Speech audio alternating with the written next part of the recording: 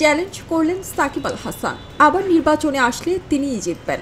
ছাত্র আন্দোলনের পরই প্রথম নানান বিষয় নিয়ে খোলামেলাভাবে কথা বললেন তিনি।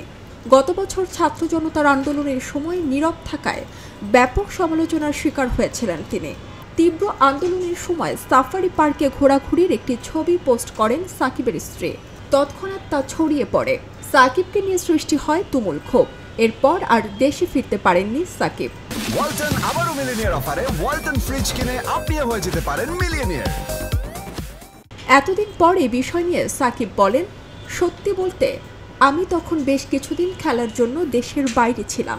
ছবিটি কানাডায় তোলা। আমি নিজে এটি পোস্ট করিনি, তবুও আমি এর দায়ভার নিচ্ছি। এটি একটি পূর্ব পরিকল্পিত পারিবারিক ভ্রমণ ছিল। এখন বুঝতে পারছি একজন পাবলিক ফিগার হিসেবে আমার আরও সচেতন হওয়া উচিত ছিল। এরপরে রাজনীতি নিয়ে কথা বলেন সাকিব। বলেন, তার রাজনীতিতে আসার সিদ্ধান্ত ভুল ছিল না এবং এখন যদি আবার নির্বাচনে অংশ নেন তবে তিনিই জিতবেন।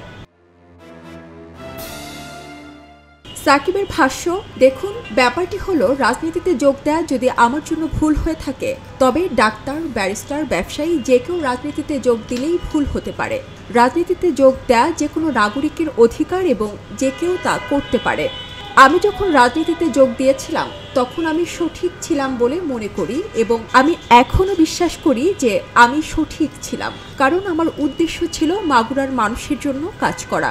আমি এটাও অনুভব করেছি যে মাগুরার মানুষ আমাকে চেয়েছিল। নির্বাচনে জেতা নিয়ে সাকিব বলেন, আমি বিশ্বাস করি আমার নির্বাচনী এলাকায় একটি সুষ্ঠু নির্বাচন হয়েছে এবং অন্য কেউ যদি দাঁড়ায় সে জিতবে না।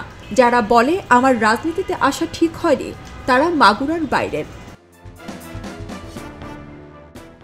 সাকিবের ভাষ্য, প্রধানমন্ত্রী নিজে আমাকে বলেছিলেন, তোমার রাজনীতি করতে হবে না, শুধু ক্রিকেট খেলো।